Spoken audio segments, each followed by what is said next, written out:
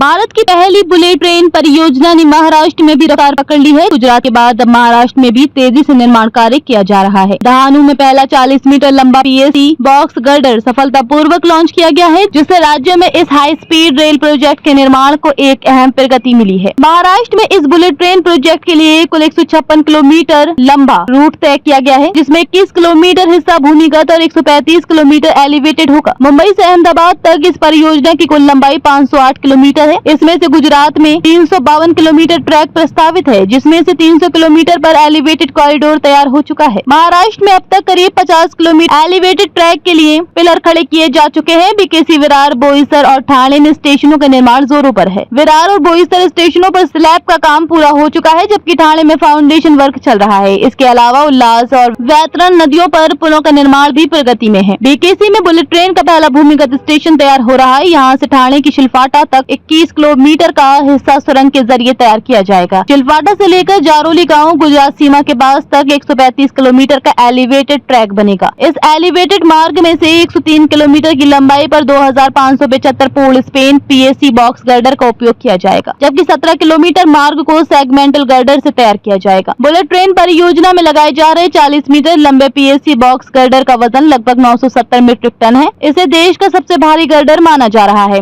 विशेषज्ञों के अनुसार पूर्ण स्पेन गर्डर सेगमेंटल गर्डर की तुलना में 10 गुना तेजी से निर्माण प्रक्रिया को आगे बढ़ाते हैं, जिससे समय की बचत होती है और संरचना की मजबूती भी बढ़ती है। महाराष्ट्र में शिलफाटा से लेकर जारोली तक के मार्ग में गर्डर और अन्य सामग्रियों की ढलाई के लिए 13 कास्टिंग यार्ड की योजना बनाई गई है, जिनमें से 5 यार्ड फिलहाल सक्रिय हैं। इस हाई स्पीड रेल परियोजना के तहत भारत एक नई गति और आधुनिकता की दिशा में कदम बढ़ा रहा है। जैसे जैसे महाराष्ट्र में कार्य तेज हो रहा है, देश की पहली बुलेट ट्रेन के पटरी पर दौड़ने का सपना और करीब आता जा रहा है।